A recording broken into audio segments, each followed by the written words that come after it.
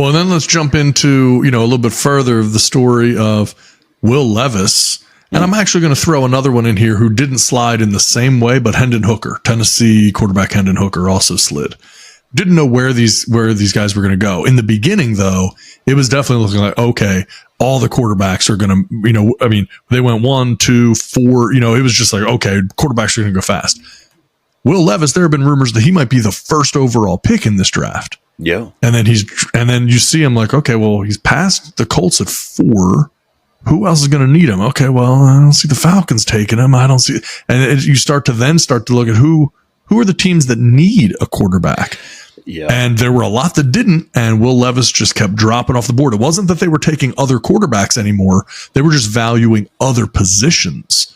And Will Levis kept dropping and dropping and dropping. And then next thing you know, we're done in the first round, and he's not even picked in the first round. Yeah. And then it was going to be what happens in the second round. So, needless to say, everybody, I think, pretty much knew that the Steelers, who were sitting at that pick, weren't going to turn around and be worried about, or I guess this was after them, right? The Steelers were 32 and then the Titans went to 33. So everyone knew like, okay, the Steelers aren't going to be taking a quarterback here. And so then, the Titans moved up to grab Will Levis with the 33 pick. So very, very early second round pick on Will Levis. But man, it's still way, way, way different than what we thought. And then Hendon Hooker goes all the way to the third round to the Detroit Lions, who that could be a great pickup for them. Really could. I loved it. I loved it, and I love Hendon Hooker. I think if he's healthy, I really think he could be one of the top quarterbacks in this draft. I just do. I love everything about this guy's game, and that ACL is pretty much what made him drop. But you thought maybe, and again, I think we talked about this, like teams looking to jump back into the first round. Mm-hmm. And apparently, based on the information that I heard, that the Eagles and the Chiefs were getting calls, but they did not want to jump off of those picks. The Eagles, goodness gracious. I mean, you think they really had an amazing draft. They get Nolan Smith at 30, and then the Chiefs did not want to jump off of that. So you're right. Yeah. Once we kind of got past, once the Colts went, then you're like, you think maybe the Seahawks could have an interest there, right? The Cardinals. We were texting about that in real time. Yeah. Like, okay, Geno's not your long term answer, is he? So have this guy here, even if he sits behind Geno for a year, But yeah, they jumped up. They took Jackson Smith and Jigba, like earlier than I thought. So that's it. And then you've got you had the Raiders, which you're like, all right, probably not. And then you just kind of got down when you got to the Titans and then the Lions. You were kind of like, okay, maybe. But then the Lions grabbed Jahmyr Gibbs, who we just talked about, 2 running backs. They grabbed him, and then after that, man. Based on everything else we saw, it was like maybe the Lions at 18 again, but they ended up taking a linebacker. One team I thought would be interesting there was the Bucks. They ended up, but I was like, I could see that maybe. But then after that, it was just this guy's going to fall, and what a fall it is, man! Like last year, Sauce Gardner went number 4 overall.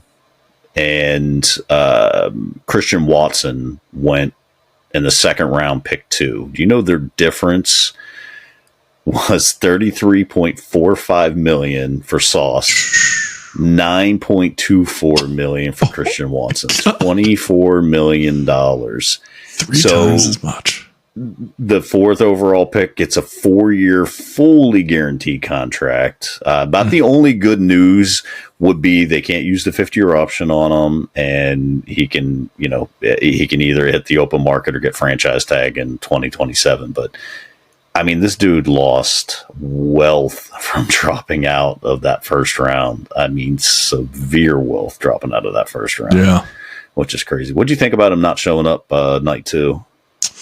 Did you care? I wouldn't care too much if I were a team. I don't think. I think it's tough. I think part of it is how you read the situation. You either read it that he's angry, he's pissed off, he's embarrassed that he didn't get picked, and he's I don't know, stomping his feet and doesn't want to be there. Or you're looking at the other way, and it's just like, look, I'm here with my family, and this is an incredibly embarrassing time. And it's not embarrassing for me for 10 minutes. It's embarrassing for hours and hours and hours. And not only is it embarrassing for hours and hours and hours, but they're keeping cameras on me at all times. And the longer it goes, the more focus there is on me, not less. There's more and more focus. So look, if it were me, I'd like to think that I would have been there. I do think it's a little bit more of a stand-up move to show up, for that second day and just say, hey, I'm here, and I'm going to stick it out. A little bit more show of character, but I don't think it's a red flag either. Yeah, I think I would rather see my quarterback of the possible future just sit there and take it, like own it. Show up in your nicest suit. You sit there, you smile for the camera, and just like it is in a game, you're going to take the blame for the loss. You're going to give praise to your teammates for the win. I think it would have been cool. Again, he turns into a perennial Pro Bowler. No one's going to care that he didn't show up for day 2 of the draft. And it's kind of embarrassing, man. Like, is it not? Like, they bring these guys out. They're all just standing around, sitting around. Like, there's got to be someone that tells them, like, hey, yes, show up because you are definitely getting picked in the first round. Otherwise, you're not going to be there, right? Remember, I sent you that video of Will Levis like a month or so ago. They're asking him about attending the draft, and he said, "Yeah, I want to be there if I'm sure I'm going to get picked. With a pretty high pick. Like, if it turns out I'm not going to get picked, then yeah, I'd rather not be there." Well, I mean, clearly his agent, somebody had to have a pretty good sense of like, okay, yeah, we're good. You're going to go.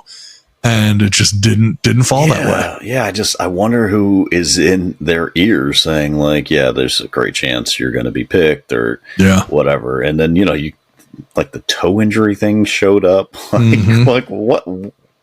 When did this happen? Yeah, suddenly, magically draft night, everyone has a concern about it. No one cared in the combine when everyone was reveling about how this guy was. Then when he already had the toe injury and he's doing all the combine drills and throwing and everyone's super impressed with his athleticism and his arm and everything else. And there's all the rumors that he might be the first overall pick.